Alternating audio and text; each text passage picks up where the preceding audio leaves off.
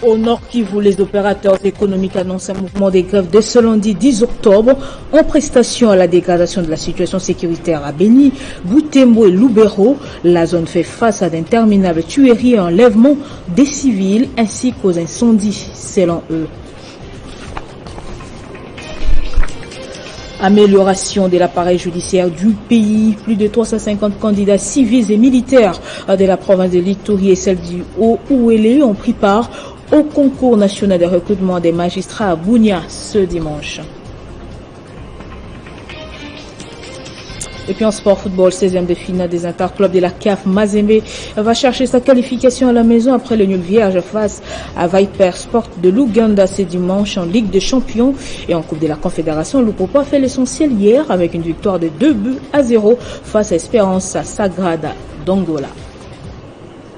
Nouveau journal sur Télé 50, bienvenue à tous. Pour protester contre l'insécurité dans leur région, des opérateurs économiques des trois régions, dans le Nord Kivu, notamment des Butembo, Beni et Lubero, ont annoncé un mouvement des grèves des 7 jours de demain lundi. Ces derniers ont écrit près de 4 fois au président de la République pour décrier la dégradation de la situation sécuritaire dans leur région.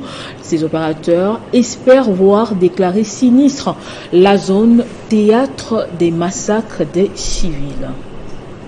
Et puis la République démocratique du Congo a pris la présidence du réseau des parlementaires panafricains. C'est l'une des résolutions de la 6e conférence dont les travaux se sont bouclés à Kinshasa. Une occasion pour les présidents du Sénat, Modeste Bahati, d'appeler les parlementaires du monde à conjuguer les efforts pour lutter contre l'insécurité qui menace le peuple. Les rideaux de la 6e conférence du réseau des parlementaires panafricains des commissions défense et sécurité tenue à Kinshasa du 5 au 7 octobre 2022 ont été tirés. C'est le président du Sénat, Modeste Bahati Lukwebo, qui a présidé la cérémonie de clôture de ces assises qui ont réuni les parlementaires de plusieurs pays d'Afrique sous le thème « Dialogue sécuritaire Afrique-Europe à l'ère d'une nouvelle rivalité géopolitique. Comment améliorer concrètement la coopération ?» Les participants à cette conférence ont posé des bases qui vont améliorer les rapports des coopérations entre ces deux continents. Dans son mot de clôture, le président du Sénat, Modeste Bahati Lukwebo, a loué les efforts manifestes du chef de l'État, Félix Antoine Tshisekedi Tshilombo, dans la recherche de la paix contre l'agression de la RDC par le Rwanda, sous couvert du mouvement terroriste du M23.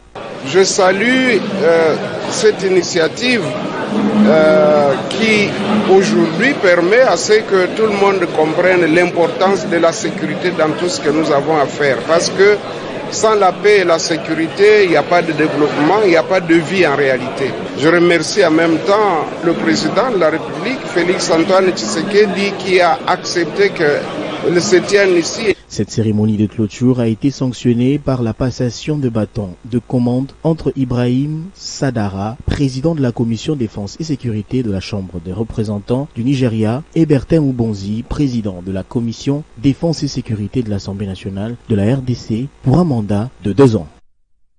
Je disais au sommaire, plus de 350 candidats civils et militaires de la province de l'Ituri et celle du Haut-Ouélé ont pris part au concours national de recrutement des magistrats à Bunia ce dimanche 9 octobre 2022. Le gouverneur militaire de l'Ituri, le lieutenant-général Luboya Kashamajoni, qui a donné le go de ces tests, a salué la détermination du magistrat suprême, le chef de l'État, Félix Antoine Tshisekedi Tshilombo, à améliorer le fonctionnement de l'appareil judiciaire du pays. Venus de tous les coins et recoins de l'Ituri et du Haut-Ouélé, 358 candidats civils, policiers et militaires ont pris part ce dimanche au concours national de recrutement de magistrats CONAREM 2022 à Bunia. Augmenter l'effectif des magistrats est la preuve manifeste de la détermination du magistrat suprême. Le chef de l'État, Félix Tshisekedi Tshilombo, a amélioré le fonctionnement de l'appareil judiciaire du pays, car dit-on que la justice élève une nation, a souligné le gouverneur militaire de l'Ituri, lieutenant-général Luboya Kashamajoni, qui a présidé la cérémonie officielle du lancement de ces concours. C'est ici pour moi l'occasion de rendre des hommages les plus déférents au président de la République, chef de l'État, commandant suprême de FARDC de la police nationale, surtout magistrat suprême, son Excellence Félix Antoine Tshisekedi Tshilombo, pour des efforts si louables qu'il ne cesse de fournir afin que notre pays puisse retrouver la paix et consolider l'état de droit. Occasion pour le colonel Nzao Keba, chef de la délégation du Conseil supérieur de la magistrature, de rappeler aux candidats quelques consignes à observer.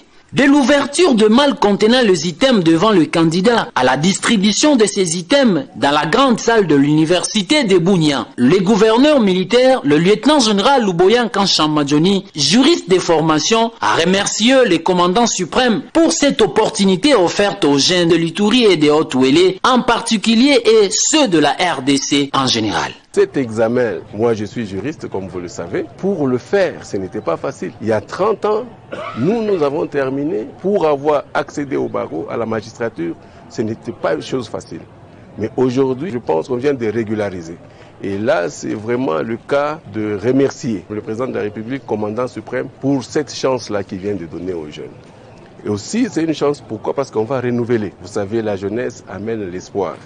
Rappelons que cette évaluation vise également à rapprocher les justiciables de leurs juges naturels, car le premier devoir des magistrats est d'être juste avant d'être formaliste, a dit Voltaire. Direction le Maniema, où le député provincial Pascal Omana Bitika réunit ce samedi 7 octobre dans les terrains du stade Mangobo sa base électorale de la commune d'Alunguli. Un rendez-vous populaire qui a réuni un bon nombre de la population venue écouter les fils du terroir qui revenaient sur les réalisations du président de la République. Avec ses frères et sœurs, c'est lui qu'on appelle affectueusement Petit Béton Champion, a profité de ce meeting pour montrer aux siens les réalisations du président Félix Antoine Tshisekedi, tant au niveau national que dans la province du Maniema.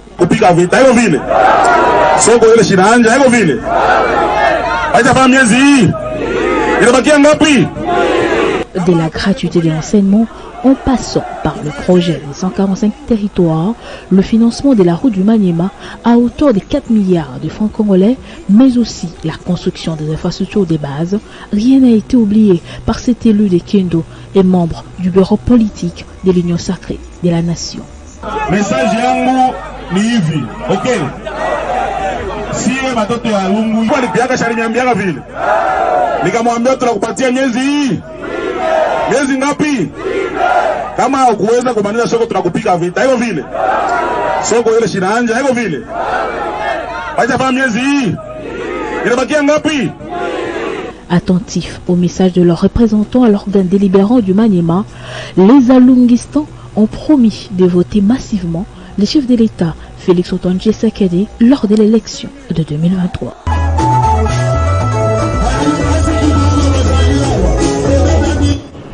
Et puis à l'Équateur, le gouverneur Bobo Boloko Bolumbu reste déterminé à réhabiliter et moderniser toutes les grandes artères de la ville de Mbandaka en mauvais état, devenues casse-tête pour la population ou bien pour la circulation. Voici quelques réalisations dans ce reportage. Soucié de voir sa population usageur de route rouler aisément dans la ville de Mbandaka, chef-lieu de la province de l'Équateur, le gouverneur Bobo Boloko Bolumbu, vidéo pour ses admirateurs, a résolu de réhabiliter toutes les grandes avenues en mauvais état et devenues casse-tête pour la circulation. Après la première phase des avenues Révolution et autres, vient le tour des Salongo et de l'avenue du Congo au centre-ville.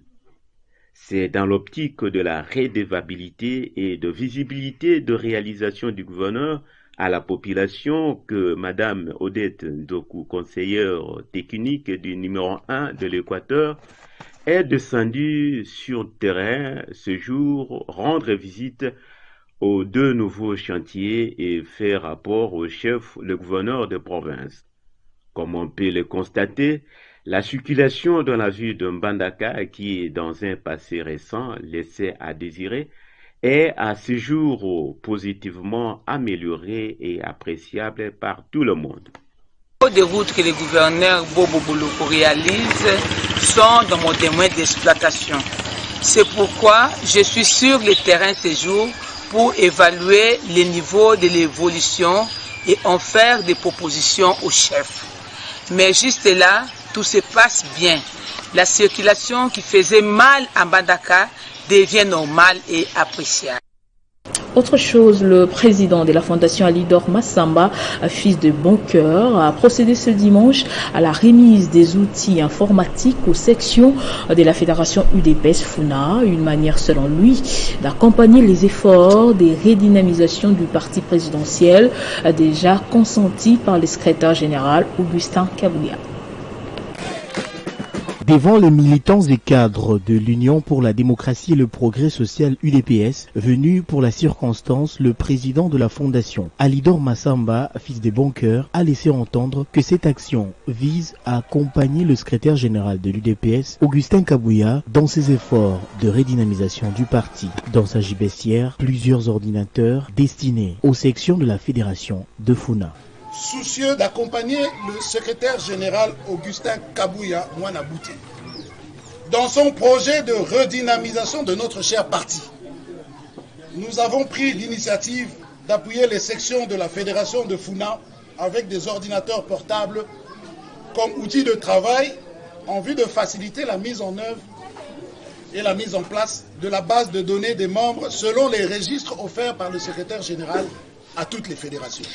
La Fondation Alidor Massamba est une organisation humanitaire qui milite pour le bien-être social des abandonnés de la société. Nous voulons que le président Antoine Félix Tshisekedi reste au pouvoir.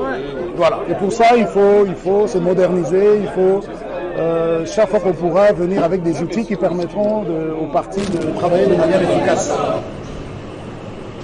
En dehors de nos frontières, l'Ouganda a célébré ce dimanche le 60e anniversaire de son indépendance. À cette occasion, la 4e édition du Festival des Arts et Cultures a drainé des milliers de personnes dans les rues de Kampala, la capitale. Une célébration marquée par la crise d'Ebola et des critiques de l'opposant historique du président Yoweri Museveni, Bobi Wine, ainsi que du peuple. Le candidat malheureux aux élections de 2021 s'oppose au méga-projet d'exploitation du pétrole ougandais. Malgré tout, le chef de l'État ougandais au pouvoir depuis 1986 s'accroche à son projet et a déclaré qu'il chercherait un autre partenaire si les groupes français se retiraient. On signale que le vice-premier ministre, ministre de la fonction publique de la RDC, Jean-Pierre Luyaou, y a pris part pour représenter les chefs de l'État. Et dans le monde, le président russe réunira ce lundi son conseil de sécurité, un format qui va rassembler les principaux ministres, responsables politiques et représentants des services de sécurité de l'armée. Une nouvelle rencontre initiée par Vladimir Poutine qui cette fois intervient 2 jours après l'explosion ayant endommagé le pont des Crimée, une infrastructure clé. Retour au pays pour parler sport, football. Le tout-puissant Mazembe Anglebert a été accroché ce dimanche par Viper Sport de l'Ouganda sur le score vierge et nul en match comptant pour le 2e tour aller de la Ligue des champions de la CAF. Et puis en Coupe de la Confédération, le Daring Club Motema Pembe a été battu en déplacement hier par Saint-Michel des Seychelles sur la note d'1-0. Le seul club congolais qui a gagné hier, c'est le FC Saint-Éloi Lupopo. Il a renversé au Stade des Martyrs Sagrada Esperança d'Angola sur le score de 2-0. Les cheminots ont réussi leur entrée en lice en venant à bout de Sagrada Esperança d'Angola sur le score de 2-0. Le Viet débute le match avec un moral au zénith pour déboussoler l'adversaire. Il touche le montant droit à la 5e minute de jeu. Malgré un bloc bas imposé par les techniciens portugais, Alexandre Ribeiro, les Louchois réussiront à ouvrir les scores par l'entremise de Jonathan Massakidi à la demi-heure de jeu. Au retour des vestiaires, le jeu sera quasiment équilibré, mais le Popo se mettra dans les eaux paisibles en toute fin de rencontre grâce à Kazema Basso. Ce premier succès en Coupe de la Confédération n'a pas laissé indifférent le fan du FC Saint-Éloi Lupopo. Je suis dans la joie aujourd'hui et je dis merci et félicitations à notre équipe Lupopo Le voir aujourd'hui encore à la section africaine, c'est un honneur pour tous les Congos. Voilà encore une bonne occasion pour se réunir, que tous les clubs de la RDC, réunissons-nous aujourd'hui. Soyons derrière le Popo parce que la coupe nous concerne tous. Cette coupe, ce sera une coupe pour la RDC. Réunissons-nous, soutenons notre équipe et de voir arriver jusqu'au bout sera une fierté pour nous tous. Et j'encourage encore une fois de plus notre équipe à aller jusqu'au bout, apportez-nous cette coupe et à remercier tous les membres qui ne cessent de soutenir cette équipe pour qu'il aille de l'avant. Tendons-nous la main. Le même samedi à l'île Maurice, le Daring Club Motema Pembe s'est incliné face à Saint-Michel. En Ligue des Champions ce dimanche, Mazembe et Viper se sont quittés à force égale. Et puis cette bonne nouvelle pour la Fédération congolaise des basketball sur fauteuil qui s'est acquise d'un bus sur fonds propres. C'est sous le regard joyeux du comité de la dite fédération avec à sa tête Gégé Kizubanata que le ministre des Sports et Loisirs Serge Kondeshembo a procédé à la coupure officielle du ruban symbolique. C'est sous cette ambiance que le comité de la Fédération congolaise des basketball sur fauteuil, conduit par son président Gégé Kizubanata, est venu présenter au ministre des Sports et Loisirs Serge Kondé leur bus Pampa 9 acquis sur fonds propres. On tenait à vous montrer déjà des efforts que vous êtes en train de faire, ce que nous avons pu réaliser. C'est l'acquisition du bus qui se trouve derrière pour nous permettre de ne plus aller prendre des bus ailleurs, avoir notre propre bus. Et cette acquisition est une véritable preuve d'une organisation sérieuse au sein de cette fédération qui commence à porter ses fruits. Et vous nous avez donné beaucoup de force pour que nous puissions réaliser tout ce que nous sommes en train de faire actuellement. C'était juste ce petit mot, au nom de tous les athlètes, au nom du comité qui se trouve autour de moi. Un geste bien accueilli par le ministre des Sports. La République, le chef de l'État, tient beaucoup au handisport. Donc tout ce qui concerne vos activités, vous serez toujours soutenu par le gouvernement congolais. Qui a procédé à la coupure officielle du ruban symbolique. Et ce journal est terminé, place au rappel des titres. Au Nord Kivu, les opérateurs économiques annoncent un mouvement de grève de ce lundi 10 octobre en prestation à la dégradation de la situation sécuritaire à Beni, Butembo et Lubero. La zone fait face à d'interminables tueries et enlèvements des civils ainsi qu'aux incendies, selon eux. Amélioration de l'appareil judiciaire du pays, plus de 350 candidats civils et militaires de la province de l'Ituri et celle du Haut-Ouélé ont pris part au concours national de recrutement des magistrats à Bunia ce dimanche. Et puis en sport football, 16e de finale, aller des interclubs de la CAF, Mazembe va chercher sa qualification à la maison après le nul vierge face à Viper Sport de l'Ouganda ce dimanche à Ligue de Champions. Et en Coupe de la Confédération, Lupopo a fait l'essentiel hier avec une victoire des 2-0 face à Esperança Sagrada d'Angola. Merci de nous avoir suivis des partout. L'information reste en continu et en temps réel sur votre télévision.